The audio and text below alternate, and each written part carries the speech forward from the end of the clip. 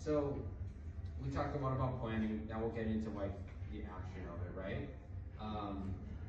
There's more nuance to cutting foam than most people think. You can use an X-Acto knife for foam that's thinner than 5 millimeters and utility knives for thicker than 5 millimeter foam. If you're working with something that's like high density foam, you certainly want to make sure you keep your blade sharp. I think that's something I see with a lot of people when they're getting into foam work and they have trouble like getting a nice, clean, consistent cut. Is they're not keeping a sharp blade, and they're also working with like floor mats or something that's more spongy that's going to be resistant to the pull of that blade. Another thing to note also, just like with drawing, if you come from a drawing background, is you want to take nice, confident stroke, basically. Yeah, put your weight on it. At a decent angle.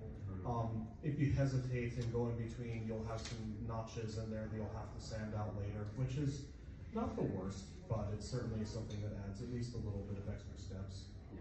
And just made me realize, cutting's pretty easy. There's not like a lot of advanced tips. It's really about practice, you know, to get really good cuts.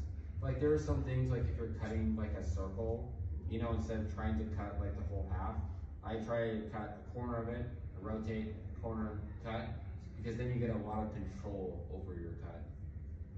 Any questions before the next section? No. Who here is still hungover from yesterday?